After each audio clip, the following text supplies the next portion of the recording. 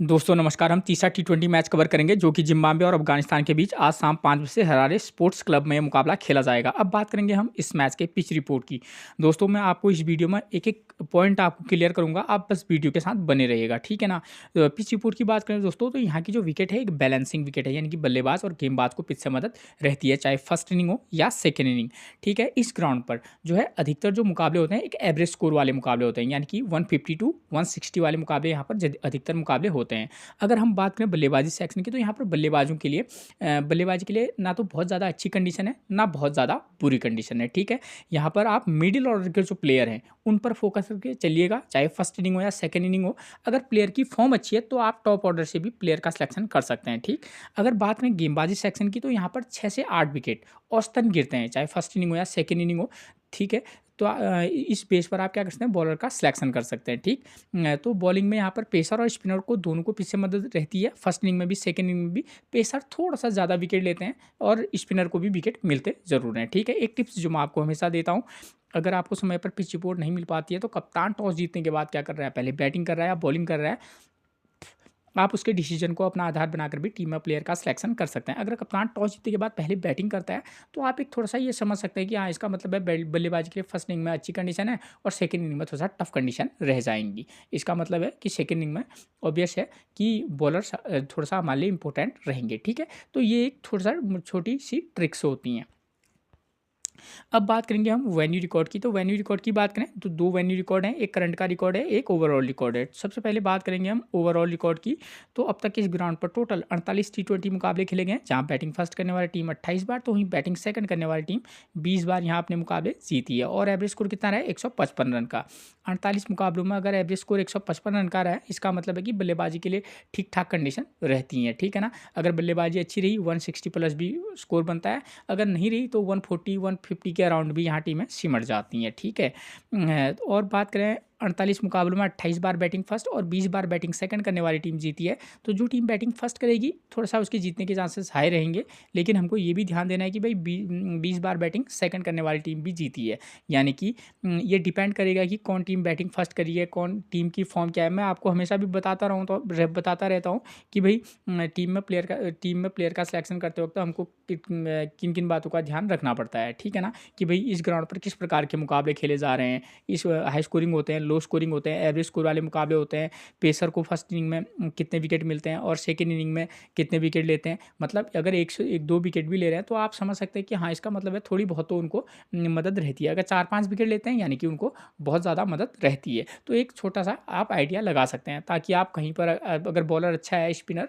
तो आप उसको पिक भी कर सकते हैं। अगर आपको लगे कि भाई स्पिनर यहाँ पर विकेट नहीं लेता है तो ऑलराउंडर स्पिनर से भी काम चल सकता है। ठीक है ना, और इन बातों को थोड़ा सा ध्यान में रखकर चलिएगा। अब बांग्लादेश और जिम्बाब्वे और अफगानिस्तान के बीच मुकाबला है। जिम्बाब्वे नो डाउट एक थोड़ा सा कमज़ोर टीम है, लेकिन टी20 फॉर्मेट में कोई भी टीम कभी भी गेम पलट देती है। ठीक है, तो इसलिए इस फैक्टर को भी ध्यान में रखकर चलिएगा। अब बात करेंगे अगर हम जो 2024 में यहाँ टी20 मुकाबले खेले गए हैं उनकी, तो 2024 में इस ग्राउंड पर अब तक टोटल 7 टी20 मुकाबले खेले गए हैं, जहाँ बैटिंग फर्स्ट करने वाली टीम 5 बार तो वहीं बैटिंग सेकंड करने वाली टीम महज 2 बार यहाँ अपने मुकाबले जीती है। और एवरेज स्कोर कितना रहा है, 153 रन का। ठीक है, इस रिकॉर्ड से भी क्लियर है कि जो टीम बैटिंग फर्स्ट करेगी उसके जीतने के चांसेस थोड़ा सा हाई रहते हैं। ठीक है ना, तो ये वाला रिकॉर्ड वहाँ पर काम आएगा अगर जिम्बाब्वे भी अगर बैटिंग फर्स्ट करेगी, तब भी आप थोड़ा बहुत उसको अगर ज़्यादा टीमें बना रहे होंगे तो उसके फेवर में भी टीम बनाकर चल सकते हैं। ठीक है ना, इन 7 मुकाबलों में टोटल कितने विकेट गिरे हैं, 86 विकेट गिरे हैं, जहां फर्स्ट इनिंग में 40 तो वहीं सेकंड इनिंग में 52 विकेट गिरे हैं। तो कहीं ना कहीं इस रिकॉर्ड को देखा तो सेकंड इनिंग में कुछ ज़्यादा विकेट गिरते हैं। ठीक है, तो बॉलर संभाले सेकंड इनिंग में थोड़ा सा अहम हो जाएंगे। ठीक है, और फर्स्ट इनिंग में 40 विकेट गिर रहे हैं तो ठीक है, इसका मतलब विकेट तो निश्चित तौर पर यहाँ भी गिरते ही हैं। अगर बात करेंगे स्कोरिंग पैटर्न की तो इस ग्राउंड पर मैंने आपको क्लियर कहा है कि 150 टू 160 के अराउंड वाले मुकाबले मैक्सिमम रहते हैं। ठीक है, उसके बाद वेन्यू मैचेस की बात करें तो 2 वेन्यू मैचेस मैं आपको समझाऊंगा। एक एक चीज़ को आप ध्यान से देखेंगे तो आपको समझ आ जाएगा कि भैया हाँ, मुझे किस प्रकार से टीम बनाकर चलनी है इस ग्राउंड पर। देखिए 14 दिसंबर का मुकाबला है। अफगानिस्तान ने फर्स्ट इनिंग में बल्लेबाजी की है, रन बनाए 153, विकेट कितने हैं 6, और जिम्बाब्वे 103 पर ऑल टीम आउट हो गई है, ठीक है।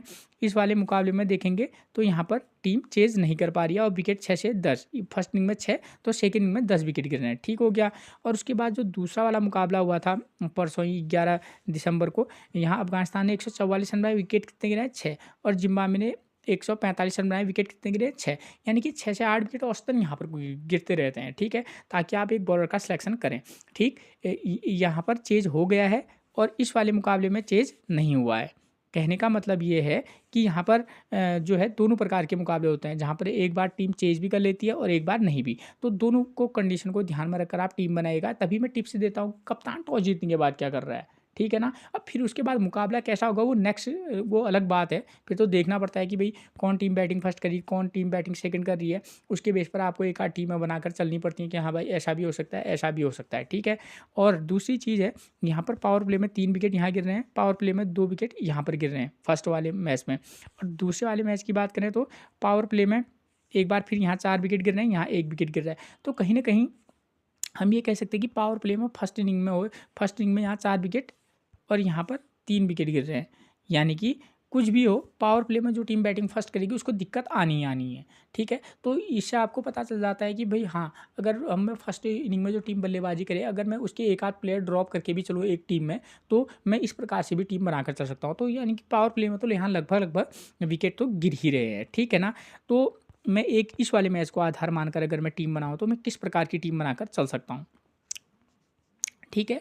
तो इस वाले मैच को अगर हम बेस माने तो किस प्रकार से हम टीम बनाकर चल सकते हैं। यहाँ पर क्या है, पहले अफगानिस्तान ने फर्स्ट इनिंग में बल्लेबाजी की, 144 रन बनाए, विकेट कितने गिरे 6, और जिम्बाब्वे ने इसको चेज कर लिया है। मैं ये टीम बना रहा हूँ जहाँ पर टीम चेज कर लेगी। इसके बाद बताऊँगा कि अगर टीम चेज नहीं कर पाएगी तब हम किस प्रकार से टीम बनाकर चल सकते हैं। अब कंडीशन होंगी 2, ठीक है, या तो जिम्बाब्वे बैटिंग फर्स्ट करेगी या अफगानिस्तान, ठीक है ना। और हमको पता है कि यहाँ पावर प्ले में विकेट जो टीम बैटिंग फर्स्ट करी है पावर प्ले में 2 से 3 विकेट तो गिर ही रहे हैं, ठीक है। अमूमन आप 2 विकेट मान के चलिए, ठीक है। तो जिम्बाब्वे अगर अब पहले बात करेंगे, अगर जिम्बाब्वे अगर बैटिंग फर्स्ट करेगी तब हम किस प्रकार से टीम बनाकर चल सकते हैं। जिम्बाब्वे की तरफ से ओपनर कौन आता है, ब्रायन ब्रेनेट, टी मरुमानी, और नंबर 3 पर आते हैं डियॉन मायर्स। अगर मैं इन तीनों प्लेयरों की फॉर्म की बात करूँ तो ब्रायन ब्रेनेट की फॉर्म अच्छी है, टी मरुमानी और डियॉन मायर्स ये दोनों फ्लॉप चल रहे हैं, ठीक है। अब दूसरा फैक्टर ये है कि भाई यहाँ पर पावर प्ले में विकेट गिर रहे हैं। मैं ये नहीं कहूँगा कि ब्रायन ब्रेनेट को आप ड्रॉप करना, आप पिक भी करना तो ड्रॉप भी निश्चित तौर पर कीजिएगा, ये क्लियर बात है, ठीक है ना। तो इन तीनों में से अगर मैं फॉर्म की बात करूँ तो ब्रायन ब्रेनेट की फॉर्म अच्छी है, टी मरुमानी और डियॉन मायर्स की फॉर्म अच्छी नहीं चल रही है। लेकिन अगर आप रिस्क टेकर हैं तब आप टी मरुमानी के साथ जा सकते हैं, वरना ड्रॉप करके भी चल सकते हैं, ठीक हो गया। उसके बाद नंबर 4 पर आपको मिलेंगे वेस्ले मधुबीरे, नंबर 5 पर मिलेंगे सिकंदर रजा, नंबर 6 पर मिलेंगे रियान ब्रूल, ठीक है। तो अगर इन नंबर 4 पर वेस्ले मधुबीरे पिछले मैच में आए थे इसलिए, ठीक है, वरना ये नंबर 6 पर ही बल्लेबाजी करते हैं, तो वेस्ले मधुबीरे की फॉर्म बेकार चल रही है। सिकंदर रजा की भी फॉर्म बहुत अच्छी नहीं है, ठीक है, एक रिस्की और की प्लेयर का काम कर सकते हैं, ठीक है, आप चांस दे सकते हैं। रियान ब्रूल बल्ले से तो उनकी भी फॉर्म अच्छी नहीं है, लेकिन हाँ गेंदबाजी करते हैं, कभी 1 से 2 विकेट लेते हैं। तो सिकंदर रजा और रियान ब्रूल ये दोनों को आप पिक भी करना और ड्रॉप भी करना, एक की प्लेयर की भूमिका रह सकते हैं। तो अगर मैं जिम्बाब्वे के टॉप 6 प्लेयर की बात करूँ तो ब्रायन ब्रेनेट, सिकंदर रजा और रियान ब्रूल, ब्रायन ब्रेनेट ठीक फॉर्म में है, लेकिन सिकंदर रजा और रियान ब्रूल ठीक एक की प्लेयर की भूमिका निभा सकते हैं। तो ये 3 प्लेयरों पर आप विशेष फोकस करके चलेंगे, और किसी मैच में इन तीनों प्लेयरों को भी में से किसी 1-2 को ड्रॉप करना। उस वाले मैच में आप चाहें तो टीम मरुमानी के साथ को मौका देकर देख सकते हैं। बाकी तो हिसाब किताब कुछ गड़बड़ी लग रहा है जिम्बाब्वे की टीम का, ठीक है। और सेकेंड इनिंग में अब आएगी जिम्बाब्वे बॉलिंग करेगी, और हमको पता है कि भाई यहाँ टीम चेज कर ले रही है, लेकिन विकेट उसके भी गिर रहे हैं, पेसर और स्पिनर को विकेट मिल रहे हैं। तो पेसर में जिम्बाब्वे की तरफ से ब्लेसिंग मुजरबानी और रिचर्ड नगारवा मिलते हैं, ठीक है। रिचर्ड नगारवा की भी फॉर्म ठीक ठाक है और ब्लेसिंग मुजरबानी की भी फॉर्म ठीक है। तो इन दोनों में से आप चाहे तो रिचर्ड नगारवा और ब्लेसिंग मुजरबानी में से एक को मौका देना, ठीक। और वेलिंगटन मस्कटजा को आप चाहे तो एज ए स्पिनर टीम में पिक करके चल सकते हैं। पिछले मैच में टी गांडू ने 2 विकेट लिए थे, ठीक है। तो ऐसे प्लेयर को भी ये रिस्क है, कभी कभी लेते हैं और उसके बाद ये फ्लॉप रहते हैं। मैं ये नहीं कहूँगा कि इस वाले मैच में विकेट नहीं ले सकते हैं, लेकिन इनका रिकॉर्ड थोड़ा सा दिक्कत देने वाला तो निश्चित तौर पर रहा है, ठीक है। अब दूसरी कंडीशन आती है, अफगानिस्तान अगर बैटिंग फर्स्ट करेगी तो उनकी तरफ से ओपनर आते हैं कौन, गुरबाज, सदीकुल्ला, अटल, और नंबर 3 पर आते हैं जुबैद बरी, ठीक है। इन तीनों प्लेयरों की फॉर्म बेकार है, चाहे गुरबाज हों, अटल हों या अकबारी हों, ठीक है, अकबरी। तो इन तीनों प्लेयरों की फॉर्म बेकार है और फर्स्ट इनिंग में बल्लेबाजी के लिए टफ कंडीशन है। तो इन तीनों में से अगर आप चाहें तो गुरबाज के साथ जाएँ या आप जुबैद अकबारी या सदीकुल्ला अटल के साथ भी इनमें से किसी एक को पिक करके चल सकते हैं अगर आप करना चाहें तो। और फॉर्म तीनों की बेकार है, मैं क्लियर कर दूँ, ठीक है। और उसके बाद नंबर 4 पर आते हैं द्वारिश रसूली, नंबर 5 पर आते हैं अज़मतुल्लाह उमरज़ई और नंबर 6 पर आते हैं मोहम्मद नबी। द्वारिश रसूली की फॉर्म अच्छी है, ठीक। अज़मतुल्लाह उमरज़ई ठीक ठाक टच में है क्योंकि गेंदबाजी कराते हैं, एक विकेट ले रहे हैं तो ड्रीम टीम के प्लेयर रहते हैं। वैसे इनकी करंट की फॉर्म थोड़ा सा दिक्कत वाली देने वाली है, लेकिन हाँ, इसको आप पिक करके चल सकते हैं।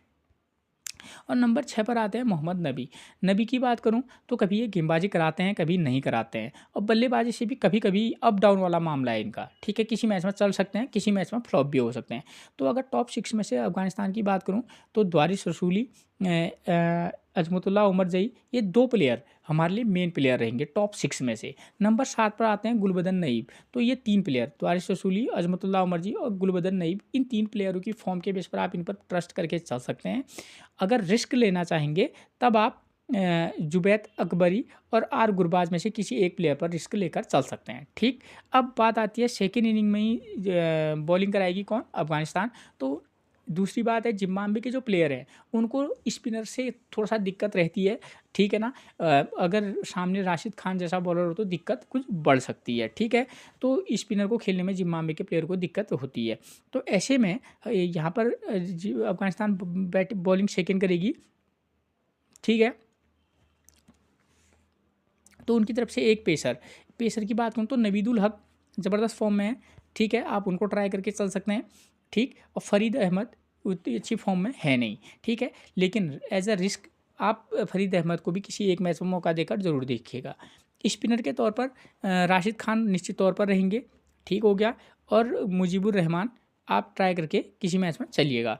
अब बात आती है सेकेंड इनिंग की, तो सेकेंड इनिंग में यहाँ पर टीम चेज़ कर ले रही है, ठीक है। जिम्बाब्वे ने चेज़ किया है, दोबारा भी कर सकती है, ठीक है, नहीं है तो। और अफ़गानिस्तान खेलेगी तो या जिम्बाब्वे खेले, जो भी खेले, आप उसके टॉप ऑर्डर, ठीक है, प्लेयरों की फॉर्म के बेस पर, जैसे ब्रायन ब्रेनेट है जिम्बाब्वे की तरफ से, अगर अफ़गानिस्तान की तरफ से बात करें तो आप आर गुरबाज, सदीकुल्ला अटल, अकबारी को, इन तीनों में से एक को मौका या 2 को मौका देकर भी देख सकते हैं सेकेंड इनिंग में, अगर ये टीम बल्लेबाजी करे तो, ठीक है। ठीक, जो टीम बल्लेबाजी सेकंड करेगी टोटली अगर बताऊँ तो टॉप ऑर्डर 1-2 में से एक, उसके बाद चाहे तो 4 नंबर और 5 या 6 नंबर में से एक प्लेयर को मौका देकर देख सकते हैं, वरना 1 नंबर, 3 नंबर, 5 नंबर के प्लेयर को पर भी आप ट्राई करके चल सकते हैं। कौन सा प्लेयर किस नंबर पर आता है, क्या फॉर्म चल रही है, वो आगे आपको मैं प्लेइंग 11 में समझा दूँगा, ठीक हो गया। ठीक, तो यहाँ पर हो गया ये चीज़, टीम क्लियर होगी। अब बात आती है कैप्टेंसी और वाइस कैप्टेंसी की, तो यहाँ पर विकल्प ये है कि जो टीम बैटिंग फर्स्ट करेगी आप उसके क्या कर सकते हैं, ऑलराउंडर प्लेयर को भी वाइस कैप्टेंसी दे सकते हैं, ठीक है।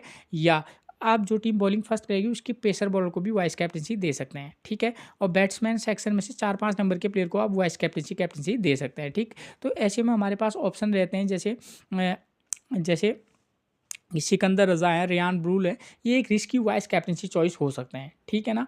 और अगर मैं अफ़गानिस्तान की बात करूँ तो वहाँ पर द्वारिश रसूली हैं, अज़मतुल्लाह उमरज़ई हैं, गुलबदन नईब है, ये कुछ ऐसे प्लेयर हैं जिन पर थोड़ा सा फोकस करके वाइस कैप्टेंसी के लिए ट्राई किया जा सकता है। और एज ए स्पिनर में राशिद खान है, तो और जैसी फॉर्म नवीदुल हक की चल रही है, वो एक ये विकल्प हो सकते हैं, ठीक है ना।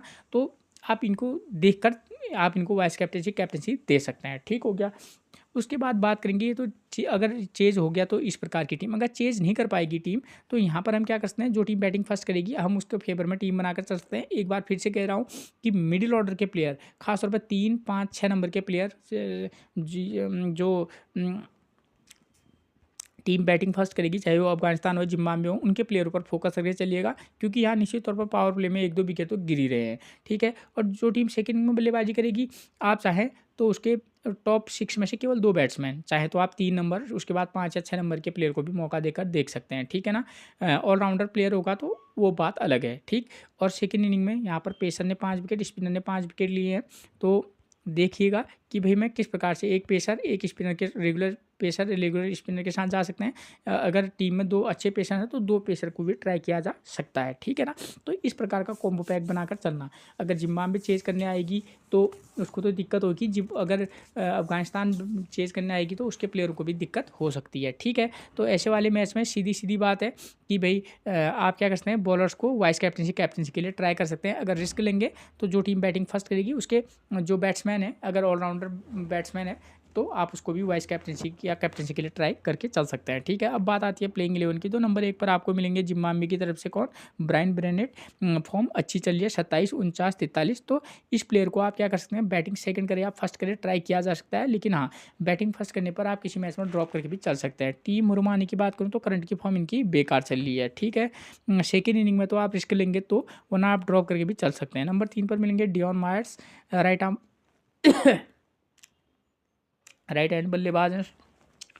करंट की फॉर्म ऐसी है, 4, 32, 13 ये इनका फॉर्म चल रहा है। और डियॉन मायर्स कभी कभी एक अच्छी इनिंग तो खेलते ही हैं, डियॉन मायर्स में ये बात तो है, ठीक है। कभी अचानक से 20, 22, 25 रन की इनिंग खेल देंगे जहाँ से ये ड्रीम टीम के प्लेयर बनते हैं। वेस्ले मदबरी की करंट की फॉर्म बेकार है, इस वाले मैच में कुछ अलग कर दे वो बात की बात है। उसके बाद सिकंदर रजा की और रियान बुरुल की बात करूँ तो दोनों की फॉर्म थोड़ी सेम है, बल्लेबाजी से इन्होंने कोई खास प्रदर्शन किया नहीं है, ठीक है ना। सिकंदर रजा ने 35 run 0 wicket, 9 run 19 run 3 run 0 wicket, ये इनका फॉर्म चल रहा है। रियान बुरुल जो है गेंदबाजी सेक्शन से कम एक आध विकेट लेते हैं, तो उस बेस पर ये दोनों प्लेयर हमारे ड्रीम टीम के प्लेयर रहते हैं, ठीक है। तो सिकंदर रजा जो है एक ये भी प्लेयर पिक हो सकते हैं, और रियान बुरुल आप इन दोनों को भी ट्राई करके चल सकते हैं, किसी मैच में ड्रॉप करके जरूर चलिएगा। उसके बाद नंबर 7 पर मिलेंगे टी मुस्कीवा, इनकी करंट की फॉर्म बेकार है। वेलिंगटन मस्कडेजा उपयोगी प्लेयर इस मैच में रहेंगे। उसके बाद नंबर 9 पर मिलेंगे रिचर्ड नगरवा। करंट की फॉर्म की बात करूं तो बॉलिंग अच्छी करा रहे हैं, इस प्लेयर पर आप ट्रस्ट करके चल सकते हैं। ब्लेसिंग मुजमानी हर मैच में 1 से 2 विकेट लेते हैं, ठीक है। इन दोनों में से किसी एक को हर मैच में आप मौका देकर देख सकते हैं, एक मैच में कम से कम। अब ट्रेवर गांडू की बात करूं तो राइट आर्म फास्ट ने पिछले मैच में 2 विकेट लेते हैं, उससे पहले का रिकॉर्ड इनका ऐसा है, ठीक है। अगर रिस्क लेंगे तो ही आप पिक करके चलना, ठीक है ना, क्योंकि ट्रस्टेबल प्लेयर नहीं है उतने, ठीक है। फिर भी अगर आपको रिस्क लेना होगा, क्योंकि ड्रीम टीम में जब ड्रीम टीम बनती है ना उसमें ऐसे ही गांडू प्लेयर होते हैं, ठीक है। उसके बाद नंबर 11 पर मिले, अफगानिस्तान की तरफ से नंबर प्लेइंग 11 की बात करूँ तो नंबर 1 पर आपको मिलेंगे रहमतुल्लाह गुरबाज की बात करें तो 11 रन 0 रन 27, 0, 41 और 31, ये इनका फॉर्म है।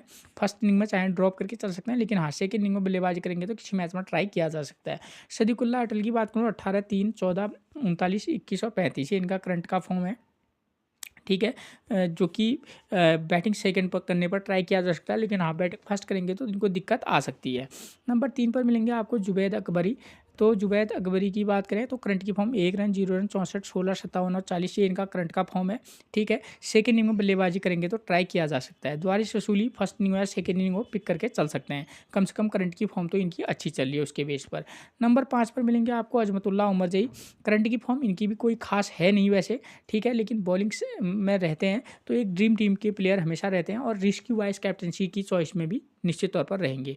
मोहम्मद नबी का ऐसा है, ये अप डाउन वाला मामला है, क्योंकि अगर फर्स्ट इनिंग में अगर इनकी टीम बल्लेबाजी करेगी तब आप इनके साथ इनको पिक करके चल सकते हैं। नंबर 7 पर मिलेंगे कौन, गुलबदन नईब। पिछले मैच में 26 रन, उससे पहले 9 रन 1 विकेट 22 रन, तो और राइट आर्म फास्ट गेंदबाजी भी कराते हैं, ठीक है ना। तो नईब एक अच्छी चॉइस बन सकते हैं इस वाले मैच में, खासतौर पर बैटिंग फर्स्ट करेगी टीम तब, ठीक है। उसके बाद नंबर 8 पर मिलेंगे राशिद खान और मुजीबुर रहमान, और दोनों इंपॉर्टेंट पिक रहेंगी, क्योंकि जो प्लेयर हैं जिम्बाब्वे के उनको स्पिनर को खेलने में थोड़ा तकलीफ रहती है, ठीक है। उसके बाद बात करेंगे हम फरीद अहमद, जो कि नंबर 10 पर मिलेंगे आपको। फरीद अहमद की करंट की फॉर्म कोई खास चल नहीं रही है, लेकिन हाँ यहाँ पर पेसर बॉलर को भी पीछे मदद रहती है, तो किसी एक मैच में ट्राई करके चलिएगा। नवीदुल हक 3 विकेट 0, 0, 0, 1, ये इनका करंट का फॉर्म है।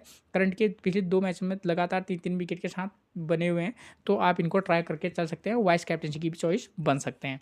तो ये थी मैच से रिलेटेड वो जानकारी जिसके बेस पर आप एक बेहतरीन टीम बनाकर चल सकते हैं। फिर मिलेंगे आपसे एक और प्रेडिक्शन के साथ, तब तक के लिए आप सभी को मेरा प्रणाम दोस्तों।